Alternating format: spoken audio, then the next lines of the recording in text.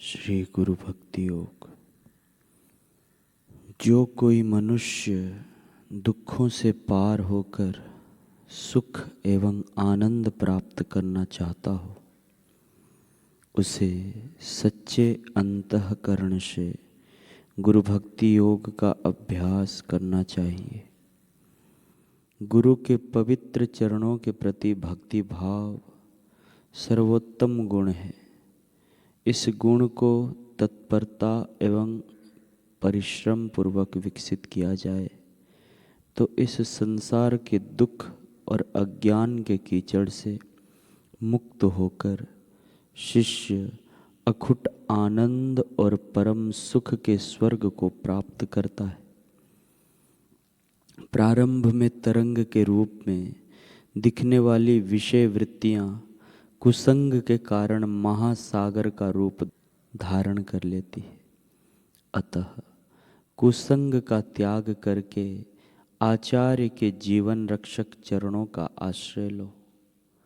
अगर आप गुरु सेवा में रममाण रहते हैं तो आप चिंताओं को जीत सकते हैं। सब चिंताओं का यह अचूक मारण है। उत्तम शिष्य को अपने गुरु पर किसी भी परिस्थिति में संदेह नहीं लाना चाहिए या उनकी उपेक्षा नहीं करनी चाहिए।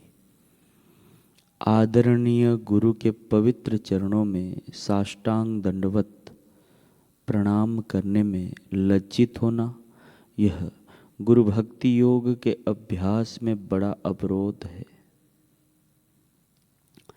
स्वावलंबन, आत्मन्यायीपन की भावना, मिथ्या अभिमान, आत्माभिमान, अपनी बात ही सत्य है ऐसा मानना, आलस्य, हठाग्रह, कुथली, कुसंग, वैमानी, उदंडता, काम, क्रोध, लोभ और मैंपना में चीजें गुरु भक्ति योग के मार्ग में महान भय स्थान है।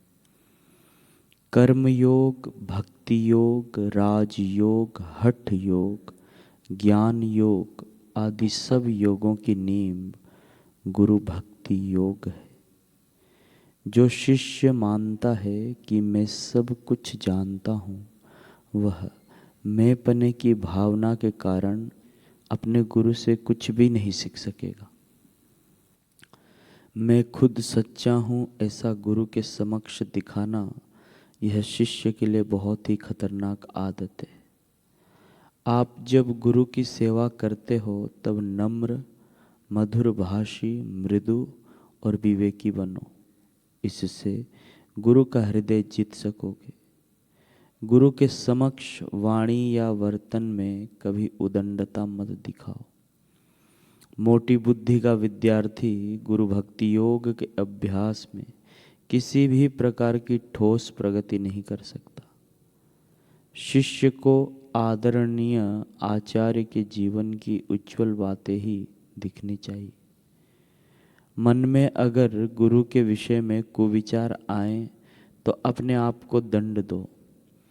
आपके लिए केवल इतना ही आवश्यक है कि गुरु भक्ति योग के मार्ग में अंतःकरण पूर्वक प्रामाणिक प्रयत्न करना है। अपना गुरु मंत्र अथवा गुरु का पवित्र नाम हर रोज 1 घंटे तक स्वच्छ नोटबुक में लिखो। चलते हुए, खाते हुए, कार्यालय में काम करते हुए भी सदैव अपने गुरु मंत्र का जप करते रहो।